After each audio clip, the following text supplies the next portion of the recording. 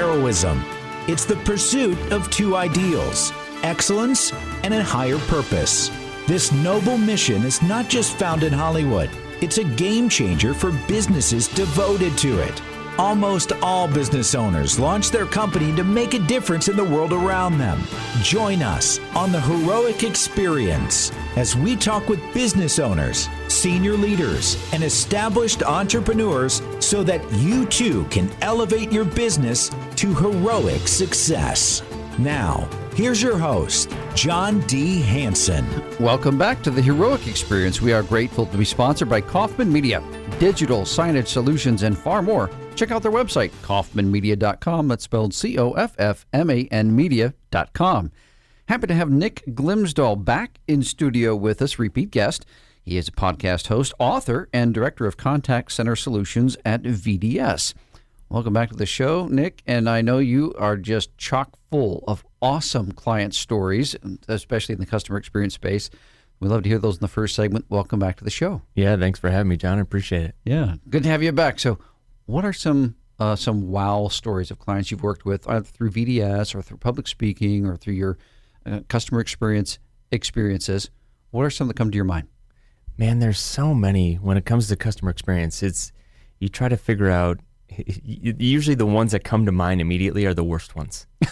Yes, the ones that are like so bad. And the ones that you think of, and somebody's like, think of the best experiences you have. You're like, which ones are those? Yeah, right. You know, there's a lot of them that come to mind on just recently. You know, you go through the process of Zappos. That was the one that kind of came to mind immediately, and I wrote an article on it recently, and I was struggling trying to find, before I went to Zappos, I tried to find all of these local places.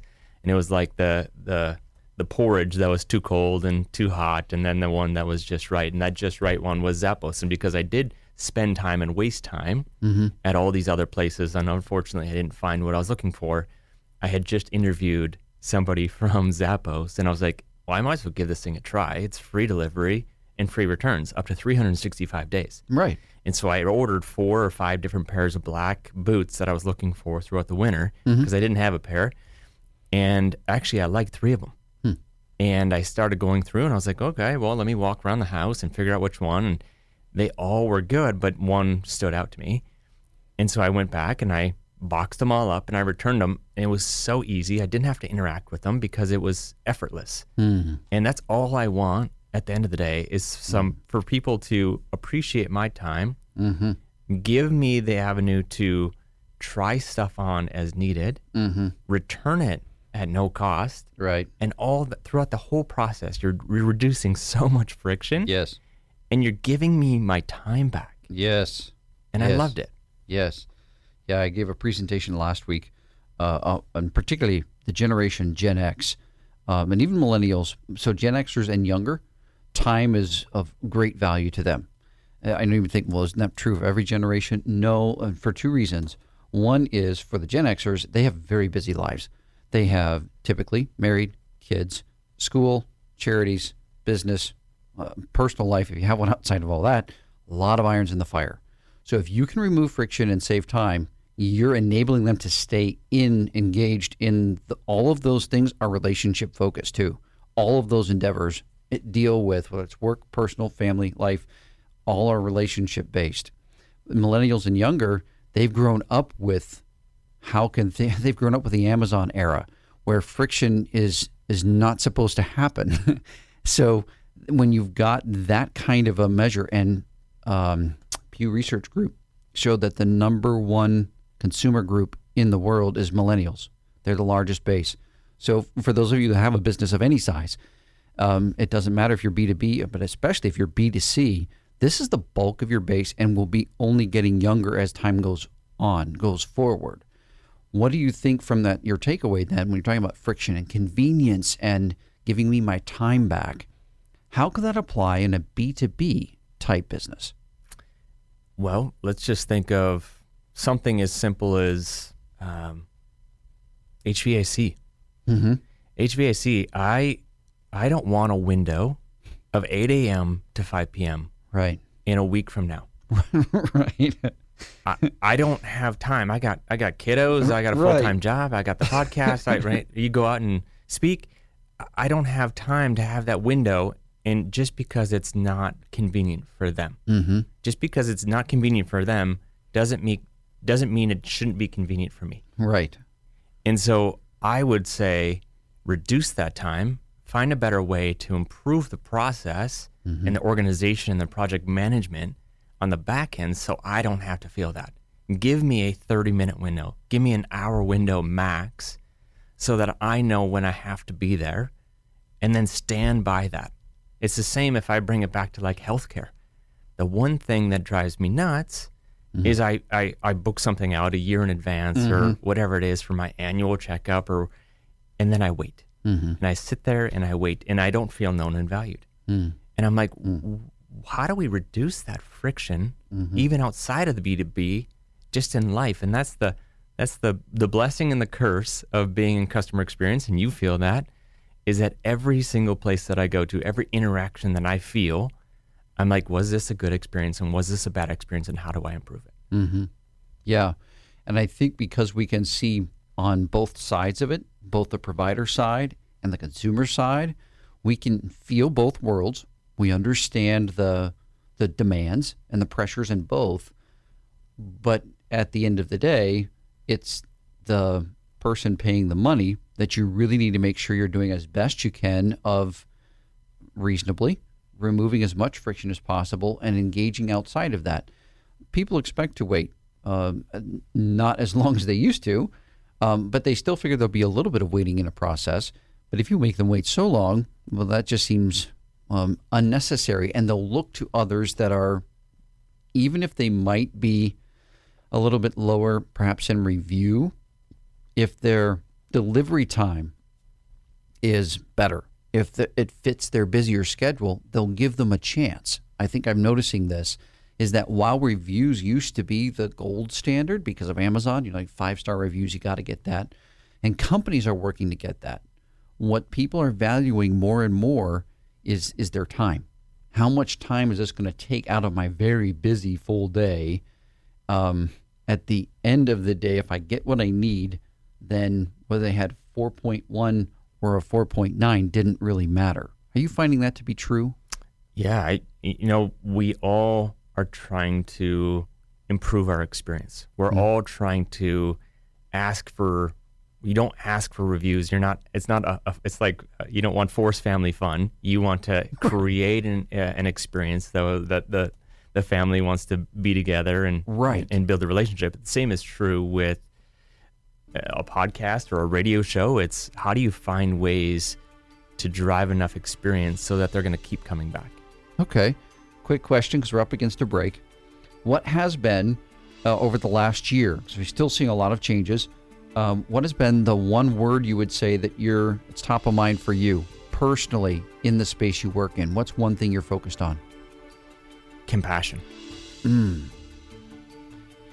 That's an interesting take. I want to explore that more, because that, within a business context, companies, organizations can absolutely have compassion baked into their processes, but it has to be done intentionally and then has to be trained and systematized in order for it to work. I'll come back to that. Plus, we'll get to hear more about Nick's CX customer experience journey in greater detail when we come back. So join us for the second segment of The Heroic Experience. We'll see you after the break. Inspire, influence, and connect your audience with digital signage. Kaufman Media offers customizable digital signage solutions designed to meet your company's specific goals. Whether you need digital menu boards for your quick service restaurant, digital displays for marketing in your retail stores, or wayfinding and unified communications for your schools, your corporations, or your healthcare facility, our customizable, affordable options and proven experience make us the only partner you'll need for your next digital signage project. Visit kaufmanmedia.com today to learn more. That's COFFMAN media.com. Would you buy a car from a dealer without a test drive first? for your business, a consulting partner is even more important. Accelerated Revenue is excited to announce the Take Us for a Test Drive event. Receive 2 exclusive workshops on customer experience and winning culture, a customized culture snapshot, and a leadership strategy session worth over $10,000, all in for just $2,500. Best of all, when you onboard our consulting team, we'll credit you the entire $2,500. Spots are limited, so visit our website today at accrev.com/test drive. Check out John's worldwide selling book, Wow Your Customers, 7 Ways to World-Class Service on Amazon. Now, once again, here's John. Welcome back to the Heroic Experience. Digital media, it's everywhere around us. And no matter where you go, whether it's the airport, quick service, digital signage is a part of the landscape. So visit Kaufman Media to find out how they can help you communicate more clearly with both your internal customers, your team, and your external customers, the people you want to do business with you. Check out their website, kaufmanmedia.com. That's spelled COFFMAN media.com. Happy to have Nick Glimsdahl, podcast host, author, and director of contact center solutions at VDS as my guest. And this is the segment I enjoy the most because we get to dive into people's journeys, people's backgrounds. I have a degree in history and in business, so I like to hear the story behind the business. While I enjoy business, it's the stories that really grab my attention. I think those that listen as well. So we already had you as a guest before, and we got kind of the overview of your life. What I wanted to zero in, Nick, was the customer experience space. I doubt that you started off as a kid like, I'm going to be in customer experience when I'm an adult. So what was the process when that started to kind of get on your radar, and then what's been the evolution as you work through it? So it's a great question. I think when I first got into Columbus about, 8.5 years ago, I was selling IT solutions to small to medium-sized businesses. Okay. An organization, VDS, who I currently work with today, was in the contact center space, and they're saying, listen, we're trying to find ways to deliver an experience so it drives efficiencies and creates a better experience on both sides, on the employee experience and the customer experience. And I had never heard that before. And as they're going after me and they're trying to get me to work for them, I was like, let me Google this, because what in the world is this? And I guess I realized I've always been in customer experience per se. I just didn't know what it was or how to measure it or how to talk about it or the lingo or the thought leaders in the space. And so I ended up taking the role, but then I started digging more into the employee experience, into the customer experience. And then the more you write, or the more that you read, the more you should start writing and journaling and understanding what is a good experience and what does that feel like and how do you measure it and how do you improve it. And that actually improved my experience at work, because then I can start talking about it with value. It's not just these buzzwords about customer experience. So that process, and then 2 years ago in May, I started the podcast, and I continued to start going through there, and that's when the books came and speaking and so on and so forth. So it's interesting that I've always been in customer experience, but I never really realized it until about 5 years ago. That's interesting you say that too, because when I encountered it back in 2017, when I started reading more books I knew to B2B sales, I knew I had a strength in customer service, and I wanted to translate that to setting record sales, because I'm not a born salesperson, but I wanted to take that strength and use it. And what I discovered was that there was this world called customer experience. As I started diving into customer service authors, they were in this space. I hadn't heard of CX before then, and it fascinated me because I've always been very relationship focused, very strongly empathetic. Customer service mattered to me wherever I went, and my scores reflected that wherever they measured it. But I didn't know there was this thing called customer experience. What was the biggest bing light bulb moment for you when you realized there was this thing called customer experience? You said that you identified, I've kind of always done this. What was the biggest aha moment when you got deep into the customer experience space for you? It's a tough question. I don't know where it was where the flash in my head went off. But it was more that everything was aligned. Everything was when I had an interaction with the customer, either on the contact center or or with an organization, either face to face or inside the contact center, it was directly correlated by the employee experience, and it was directly correlated by aligning that business values and improving the process. And the more that you kind of dig in and uncover past the first and second and third layer, you're like, man, there's a lot to this. It is not just these buzzwords. It's not a thing that we're going to be trendy and going to be thinking about in the next 2 years. It's something that's there, and it's always going to be there. So how are we going to improve it? Yeah. I also like where you touch on the fact that it seems maybe it's because of areas of expertise where some people really focus on the external customer experience. What I like about and interactions that I've had and presentations that you've given, and we'll get into more details about presentation, speaking, and book and podcast in the last segment that you have to offer. I like the fact that you're so holistic in your approach. It seems to me like sometimes customer experience gets such a buzz that people zero in on the ones paying the money, but they're missing that there's a lot more layers of customer experience. It's not just the ones that pay you money. So what I'd like you to do is kind of unpack how customer experience touches externally, internally, horizontally, maybe even down a little bit, depending on your role. Touch on that holistic part for us, if you would, and particularly in mind for the small to mid-sized companies most likely that are listening to this. The one question that the organizations need to start thinking of is, who is the customer? At the end of the day, it's not necessarily the person that's purchasing the product that you're selling or the service that you're selling. It could be the wholesaler. It could be your internal customer. It could be your employees. It could be the stakeholders that you're trying to please. Who are they? And some people always ask, well, why should I care? Why does it matter to me? Because I don't touch the customer. I don't interact with the customer. I shouldn't be measured on the customer experience. And I would argue that regardless of how many Joes are between you and the customer, it always ends with the customer. And so how are you going to improve the experience with that next person to drive the experience and holistically to the end customer, to the end user? Because at the end of the day, they are the ones who are paying your salary. If you start thinking about that mindset, you drive and have a different perspective on that next person. Yeah, when you drop a rock into the water, the center ripple, the ripple doesn't stop in the center, it expands out. So while the rock is hitting in one spot, say, I don't touch the customer at the shore.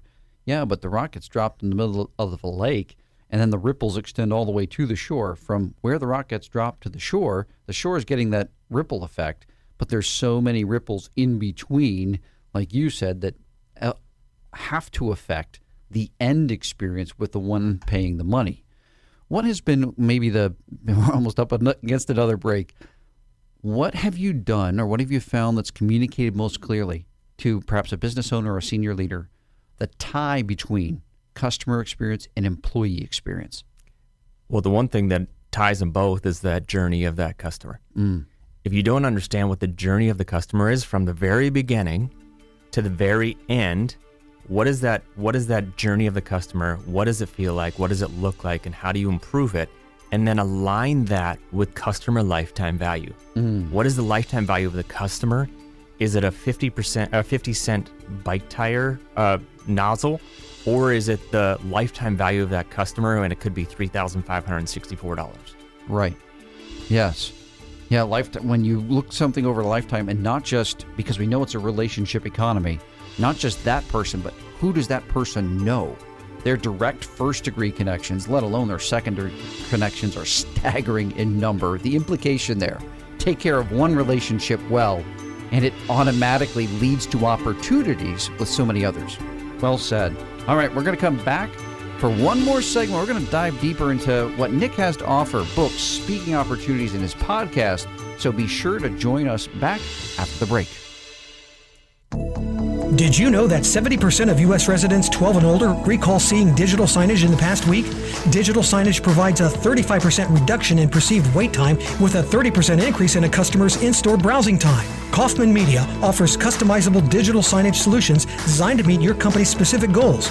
Christina said, We love our digital signage. The software is easy to use and we can publish content in minutes. It allows for every department to be seen and have a voice. Visit KaufmanMedia.com today to learn more. That's COFFMAN media.com. Attention event planners. Is your company or association planning a conference, seminar, or staff retreat? Are you looking for fresh ideas on high-demand topics like customer experience, leadership, empathy, customer service, earning and keeping trust, and more? Then you need to book John D. Hansen as your next speaker. Brooke said, Great presentation. John's concepts help shift my thinking. A good fit for my life right now. read more testimonials, discover John's full list of speaking topics, check out pricing and more on our website, accrev.com/keynote. Would you like to be a guest on the Heroic Experience? Contact us at john.hansen@accrev.com. Now, once again, here's John. Welcome back to the Heroic Experience. We are sponsored by Kaufman Media. Check out their digital signage solutions and far more on their website, kaufmanmedia.com. That's spelled COFFMAN media.com. Happy to have Nick Glimsdahl, podcast host, author, director of contact center solutions at VDS, as our guest. Nick, this is the segment where we really dive into what's going on in your world, because I know there's several exciting things going on. So let's start with the podcast. Name of it, episodes, some of the great guests you've had, what's coming up. We'd love to hear about that. Yeah, well, thanks for that opportunity. So Press One for Nick is the name of the podcast. We're at 174 episodes. Wow.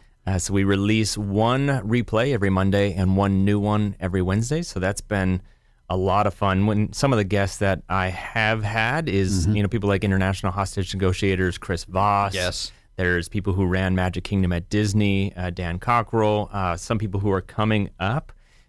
We got Jennifer Karen. She is the head of patient experience at BJC Health out of St. Louis, and that's a fun one. We got a couple other ones that are not 100% in the books yet, but ones that I'm very excited about. Yeah, what has been, podcasts are just, it's like a book, sort of, a living book, where they say that when you write a book, the one who writes it learns the most. Has that been true of the podcast, and how so? Absolutely. If I would go back to tell myself to start listening and listen to the tape of Nick Glimsdahl, because that's way I can improve. I went back and listened to my first 15, my first 20 episodes, and you hear the ums and ahs and you knows and awful questions, and it helped me become a better listener because I was hearing what people were saying instead of just responding with that next question. I was digging back through that second and third layer based off of the answers that they were providing me instead of just going off of a script. And I think that's made me a better professional at VDS and made me a better human being in my personal lives as well, because I'm not just listening to respond.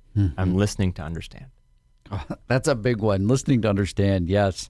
Yeah, and you learn so much, not just from absorption by them giving information, but really when they share something where it's an unscripted question and you don't know how they're going to answer, and then they do, and it's like this gem that you have to write down or store or keep for future because it's just that good. And some of the guests that you've had, gosh, the caliber of them and the books that they've written and the life experiences they have, you're getting a lifetime of experiences and wisdom and insights in one episode from multiple guests. That's part why I love about it. And the stories have got to be great too. They really resonate.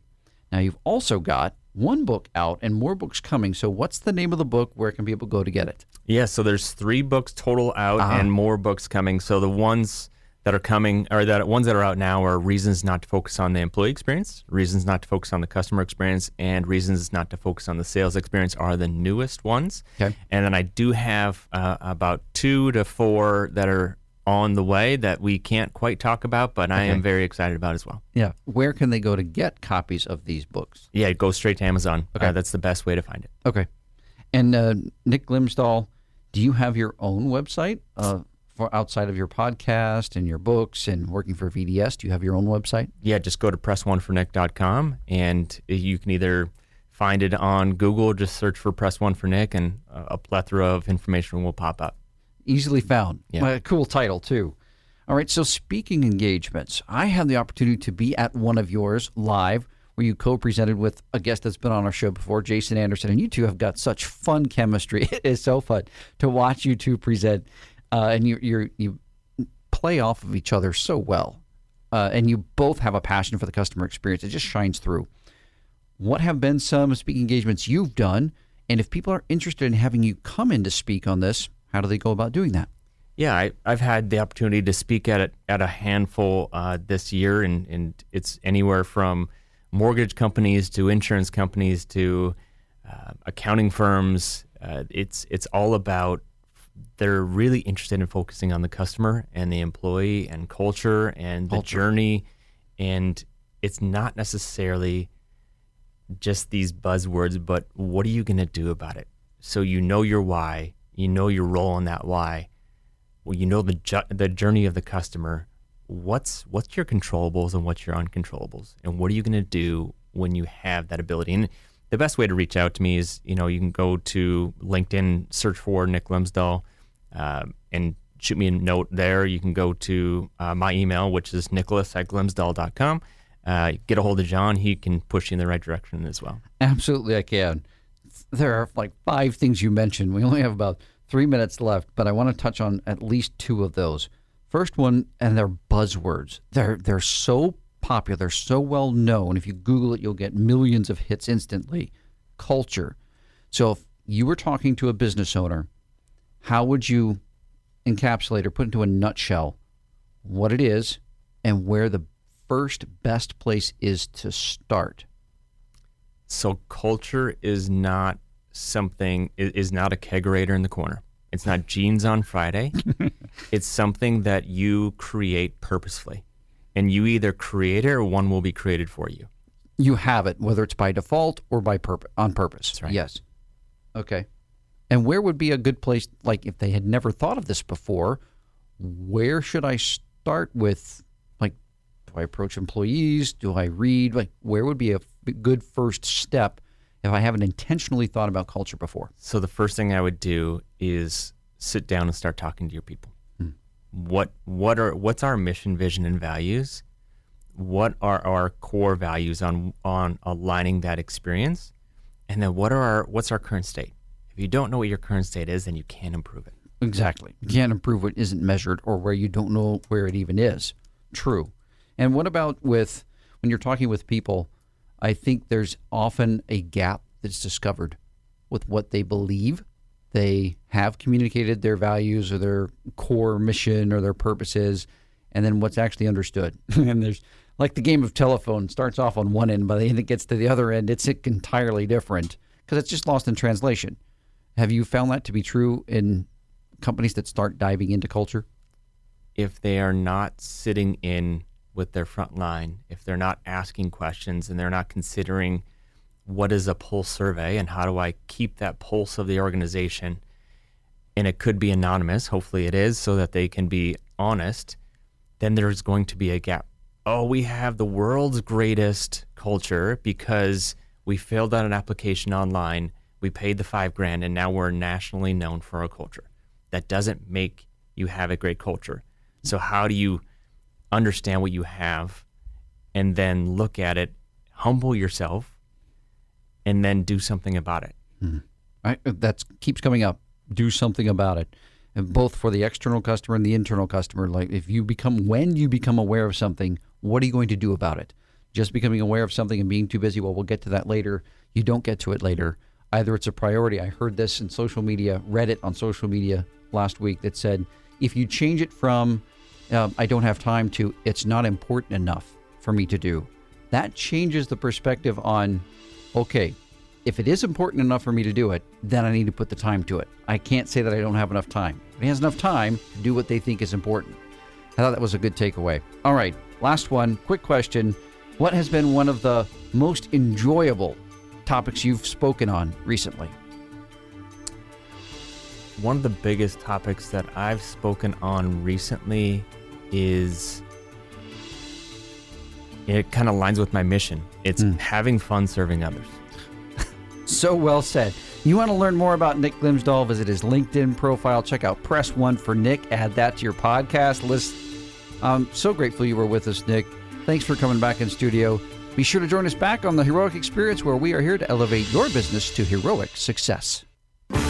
This has been the Heroic Experience. To learn how your business can be profitable and heroic, visit accrev.com.